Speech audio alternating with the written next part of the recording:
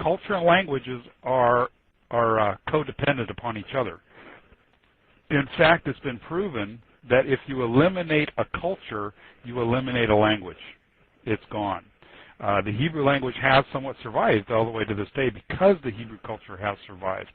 But as soon as the culture is obliterated, so is the language itself.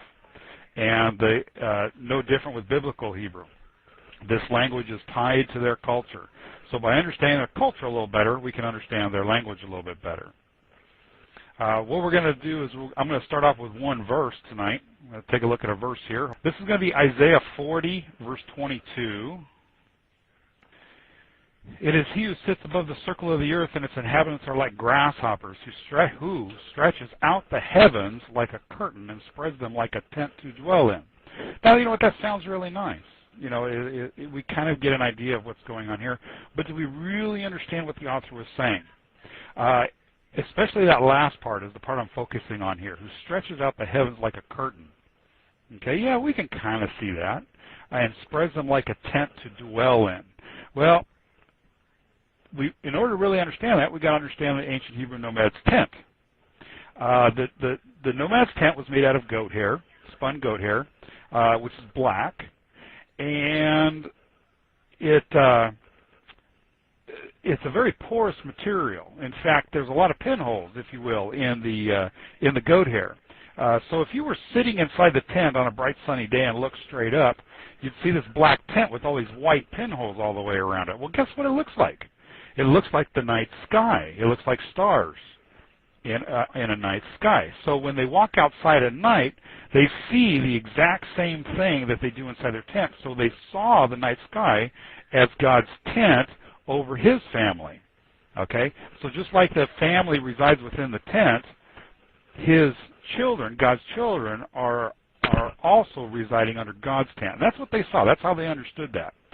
Interestingly, if it clouds over and starts to rain, the stars go away, right? You can't see the stars anymore. It's just a black sky. Well, the same thing happens with the goat hair tent. When it gets wet from the rain, the hair fibers swell, and it seals off all of those pinholes, and the pinholes are gone. So there's really a lot of similarities. By studying the ancient Hebrews' tents, their goat hair tents, it opens up a lot of understanding to the biblical text because it was a foundational part to their scriptures, or to their culture. Let's take a look at another verse here that just kind of alludes to the ancient Hebrews' nomadic tent.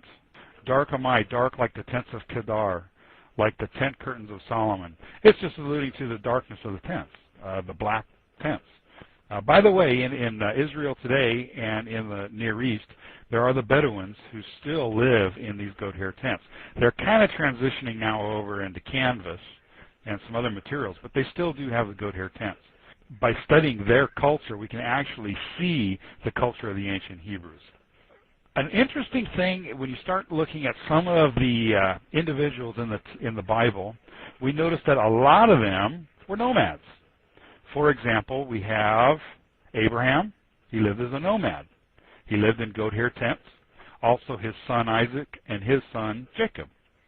Moses, for 40 years, was also a nomad. He was a shepherd and had flocks.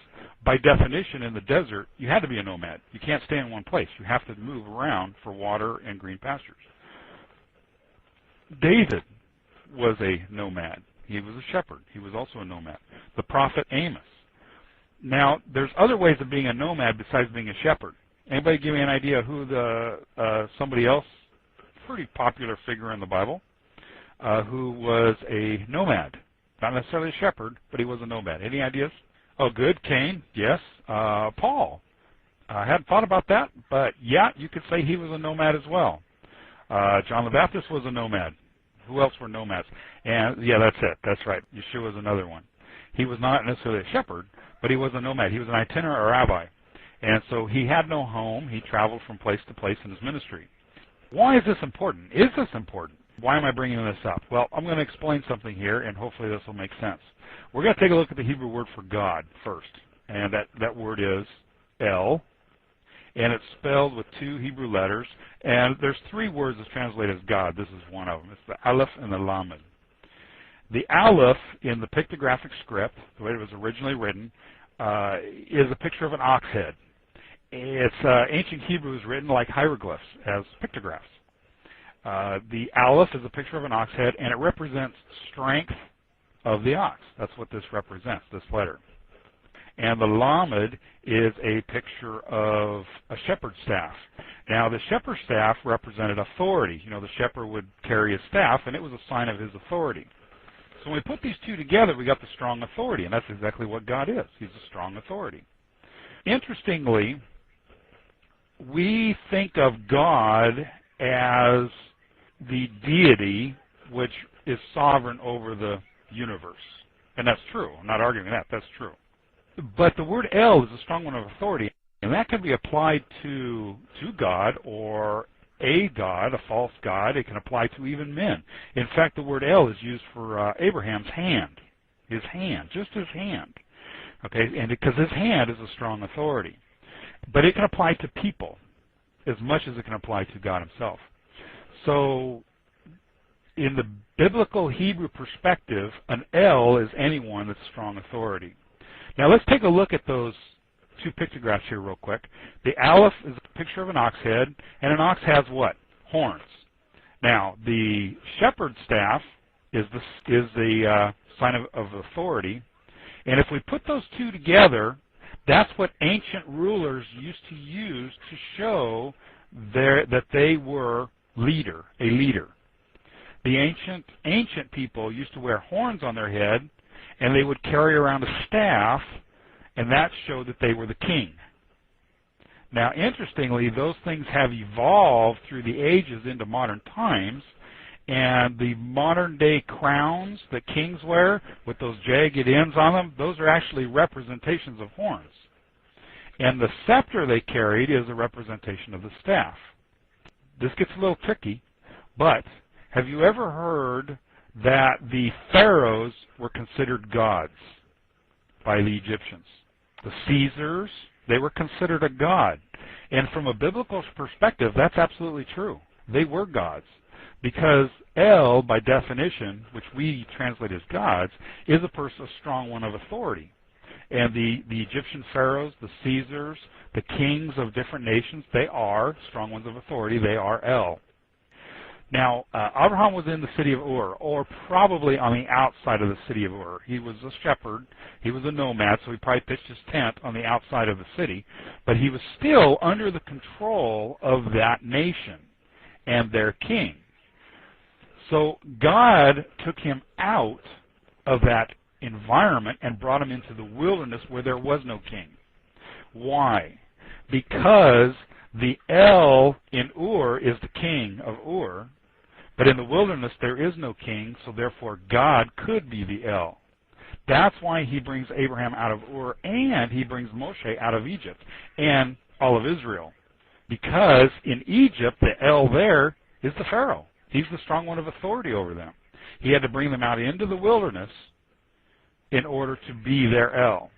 But by understanding the word El from a Hebraic perspective, we can better, I believe, better understand what's going on in the Tanakh, in the Bible. Okay, so he brings Abraham out and into the wilderness. He brings Moses and then Israel out of the wilderness, Abraham, his children, all of Israel, and then Israel also wandered in the wilderness for 40 years. Why? Because they blew it. They were supposed to go in the promised land, but God said, you know what, you guys don't understand. You guys haven't figured it out yet, so I'm going to make you wander in this wilderness for 40 years so you can learn what it means to have me as El. Because he knew that if he put them in the promised land, they'd go right back to their old ways. When I was asking about why is it important to be a nomad, even look at our own culture today, the way that we live. We depend upon governments, our cities, and other people for our livelihoods. Whether it's getting gasoline, water, groceries, you name it. We depend on other people. City, if you live in a city, or if you depend upon electricity, if that went away, what would you do? What would happen? When Hurricane Katrina hit New Orleans last year, people were starving.